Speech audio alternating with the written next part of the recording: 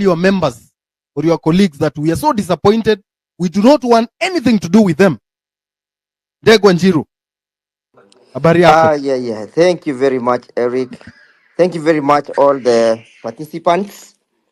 I have keenly followed the debate since we began, and I have heard the encouragement that we are more focused than ever to make sure that we redeem this country, that we reclaim this country, that we rebuild this country. And the process of reclaiming and redeeming this country and rebuilding it requires a lot of self sacrifice, it requires a lot of commitment, it requires a lot of gathering than scattering. It is therefore my appeal that during this very dire session that we have engaged ourselves in, that we try to gather as much as we can and scatter less as we can. Because all of us at this particular time, everybody matters to us. And now, moving forward, I have listened to my learned senior, Mr. Willis' submissions. I have also heard the sentiments of the host about the question of parliament. We have, I've heard the submissions about the question of the IBC, the public debts, and all those. I'll tackle each at a time. I would begin perhaps by tackling the question of the IBC and where we are at the moment. And what are we waiting for? Constitutionally, at the lapse of 14 days, whether William Ruto decides to sign to assent to the bill or not, the bill will become effective and will become law. But upon becoming law, how then do we move on, and how is a bill proposing to constitute the IBC?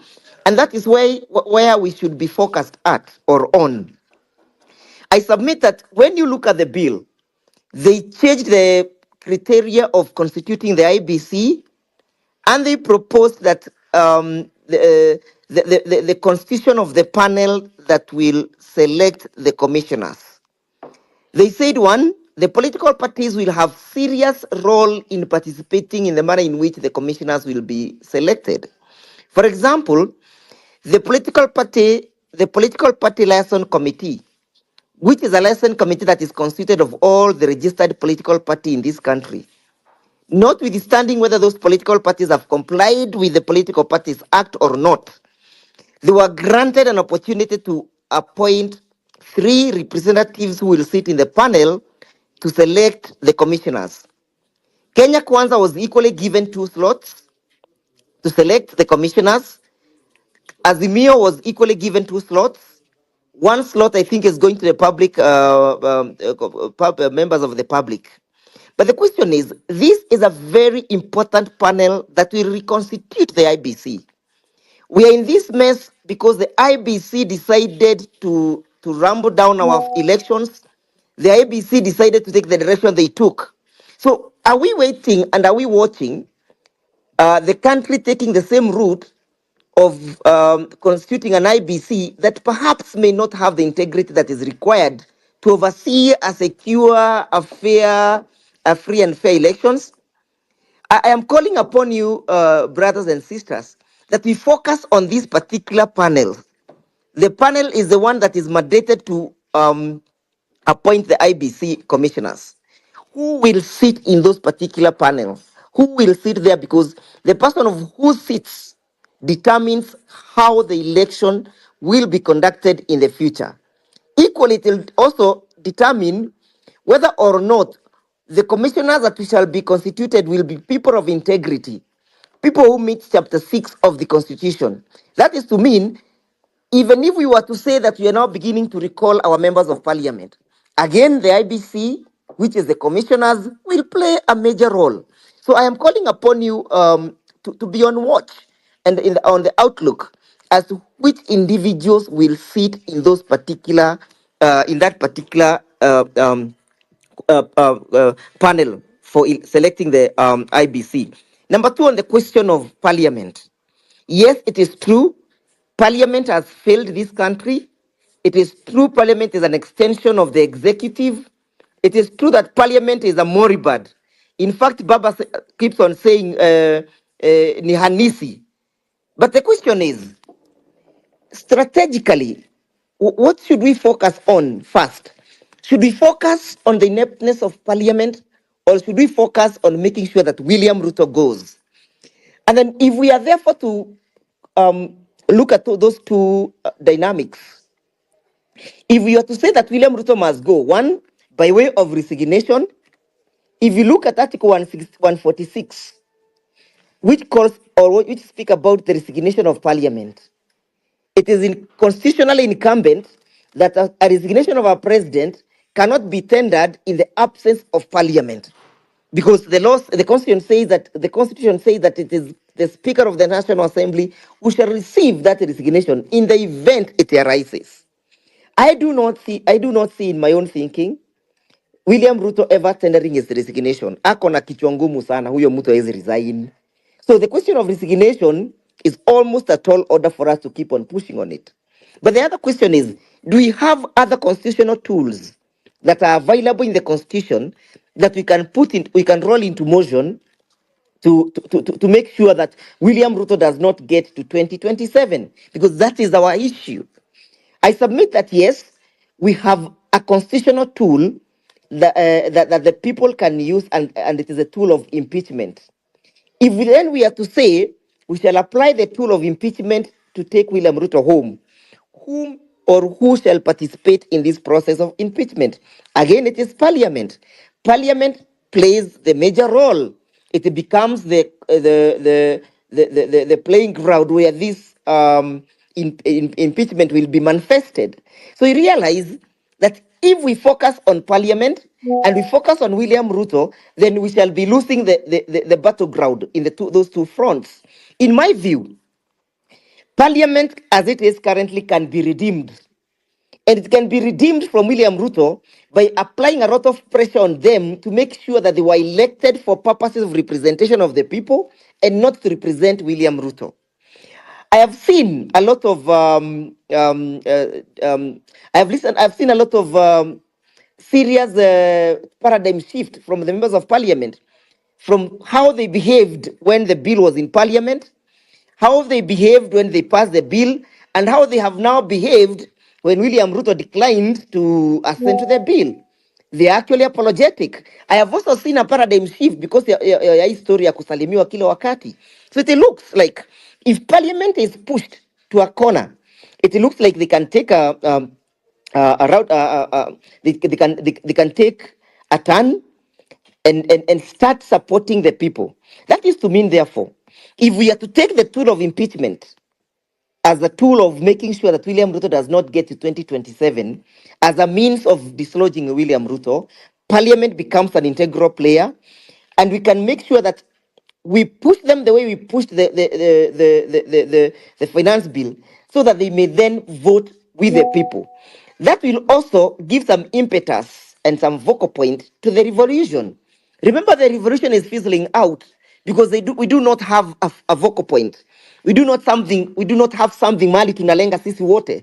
When the revolution was high and up in arms and in high spirits, we were all focused on the action of parliament in respect to the finance bill. If we give parliament another burden of impeaching William Ruto, it means that it is going to rekindle the spirit of the revolution, and the people will start focusing on the question of impeaching William Ruto. We will go to the streets saying impeach, impeach. We will go to occupy parliament again to tell them you must impeach William Ruto this time round. So that becomes, in my view, becomes another way of rejuvenating the spirit of the revolution. The final one is where we are saying that number one, the resignation has failed. Number two, impeachment has failed. Then we go to factory setting. We go to the second Tuesday of August 2027, where we are saying then William Ruto will go out by the way of the ballot. Then the question is, are we then prepared for the ballot? That is to mean, if option one, resignation fails, option two, impeachment fails, we go to the constitutional tool of the elections. How have we prepared our people for option three, where option three will be the climatization of the entire revolution and the manifestation of the results of the revolution? In my view, I do not think that we are taking proper actions and proper steps towards preparing ourselves for the 2027 elections. In my view, we need to make sure that people get the most crucial tool of making them ready for 2027, and that is the national identity card. The national identity card is the key to the warehouse that will send William Ruto home. How many Gen Zs have registered as a citizen of the Republic of Kenya? The other question is, do we have the facilities that are capable of producing all the IDs that are pending between today and 2027? And don't you think William Ruto will sabotage our revolution by making sure that the facilities are not available? I am proposing that we devolve the process of registration of the people to the counties or to the most minute level that people can easily and expeditiously get registered. That is to mean the equipment that generates the IDs must be removed from Nyayo House, be taken to where people can easily collect them. It should be our priority to push that IDs be issued as many as we can. But again, that William Ruto will sabotage because he knows that is a tool that he cannot evade. The other question is, when you look at the question of the Election Act and the role of the people requirement to register as a voter, I was asking myself today, how many things am I able to do as a Kenyan on the face or the fact of just holding an identity card? If I have an ID, I can get a visa. If I have an ID, I can withdraw M-Pesa. If I have an ID, I can do a lot of things.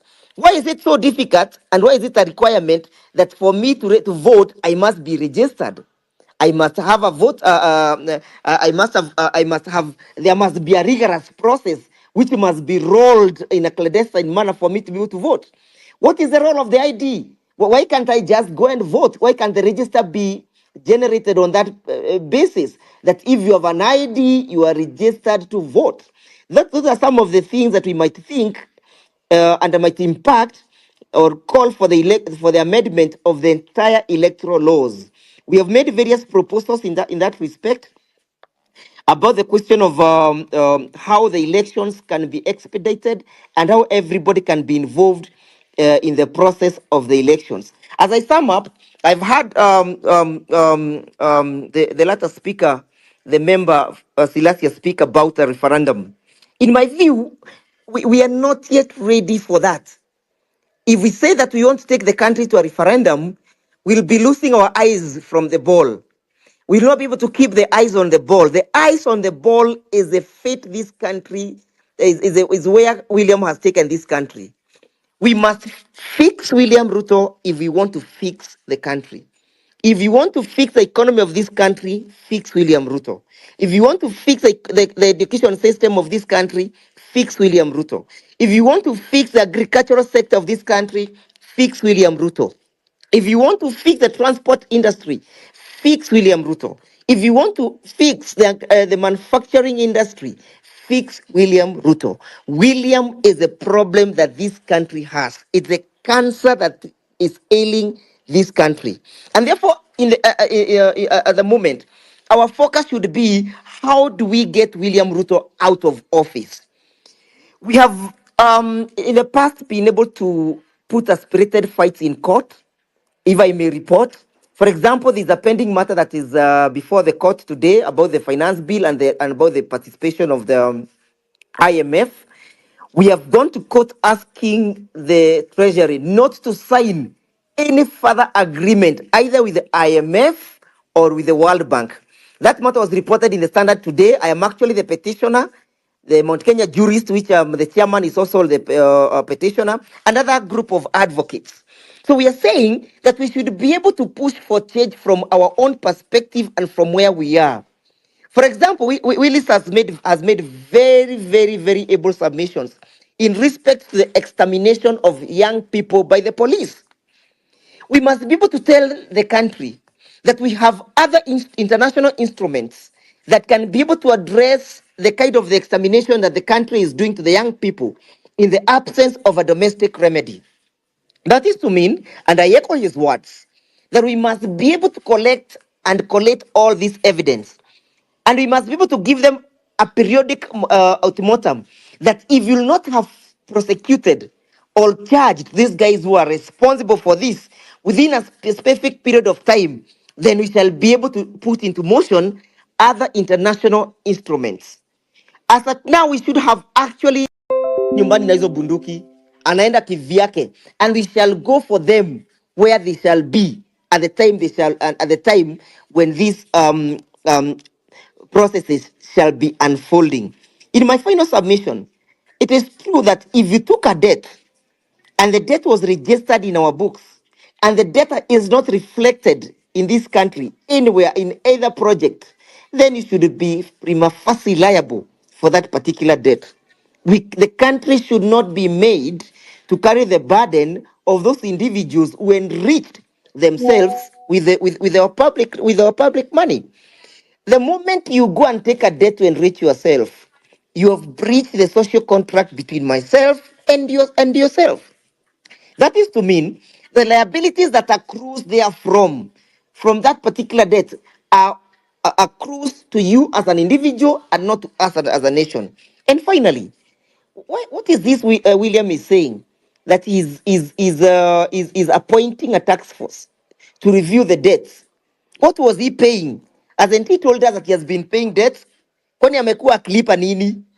Has he been paying things that he does not understand, and things that he does not know? So in my view, huyu jamaa anatuchezea. We should keep the fire burning. We need to move on. We need to fix William Ruto, and we need to make sure that he understands the question of the sovereignty of the people. The sovereignty of the people is supreme, and that is why we're able to address you at this particular time freely. The moment we dim this light, the moment we fail to support the movement of the revolution, I think the revolution will fizzle out. The young people will get fatigued, and then they will, they will lose the cause. So we must also begin to call other people who are not directly involved in the revolution to also take part by go slows. We need even to have strategies of serious economic sabotage. If we know that unauzanga mayai na hii mayai yako inakujanga hii supermarket fulani, we should be able to have a strategy of economic sabotage. It worked very well in America during the civil rights movements. People boycotted, and the effect was felt. If we know a company that sells particular, kama ni soda inauzanga, na wewe umetoka huko America na umepewa debt yako na unasupport huyu jamaa, we should be able to say don't take that soda. Why should we not be able to say, ile siku ingine alikuwa huko nilisikia alipewa sijui mapesa zingine za kampani zingine hapo, sitaki kuzitaja saa hizi mimi, lakini hizo kampuni tunazijua. It means they are supporting him. Why should we continue supporting their products to support a tyranny or to support a dictator who is sabotaging our economy? So those strategies of economic sabotage should be applied so that they also feel the pain and so that we may share this pain equally. I'm so humbled for the time granted to me to make my humble submissions. Thank you. Thank you very much, Wakili. Sante sana. That one needs some break. I mean, I've learned a lot of things about your submission. We are a country that is carrying debt that we don't know what it is paying for, who borrowed the debt, and why. Someone asked me the other day that the government is not creating jobs. The government does not create jobs. The government creates an enabling environment for you to create a job. Kazi ya serikali ni kukupatia environment poa ndio ufanye kazi. Serikali ikiandika daktari, haija create kazi ya daktari. Imeandika huyo daktari asaidie serikali ku create enabling environment ya mtu kufanya kazi. So that ukikuwa mgonjwa ukifanya kazi, unaenda kwa hospitali ya serikali, unatibiwa, ndio urudi ufanye kazi. Ukifanya kazi unakuwa productive, then the government comes and tells you, ulienda kwa hospitali yetu, hebu lipa hii tax. Essentially, haufai kulipa pesa kwa hospitali kwa sababu unalipa tax. So kazi ya serikali ni kukupatia the right environment ya wewe kufanya kazi. And when you work, that's when you create a job. For example, kama wewe ni engineer, that is your work. Uko na skill ya engineering. So una create kampuni yako ya kutengeneza bridge. So kwa hiyo kampuni yako utaandika watu, au watu umewapatia job. So your work has created a job. So serikali kazi yake ni create environment ndio wewe ufanye nini, thrive, ukwe productive. So when you are productive, ndio serikali inakuja nasema jo hapo umekuwa productive, hebu nipatie hata 10%. Lakini tuko na serikali yenye inakuitisha 10% hata kama hujakuwa productive. So serikali kama hiyo tunaita predatory government. It is like a predator, ni kama vampire. Aioni ukifanya kazi, uko nyumbani umekaa. Lakini inakuambia file returns. How do you file returns na unataka kazi? Inakuambia file nil returns.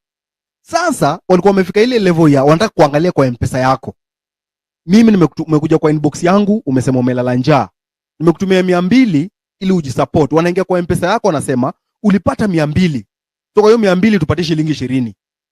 Usipopeana hiyo shilingi 20 by 30th of June, wanakufungulia mashtaka. Ile siku utapata job, unaletewa barua unasema haukulipa tax miaka fulani na tunakuitisha penalty ya 80,000.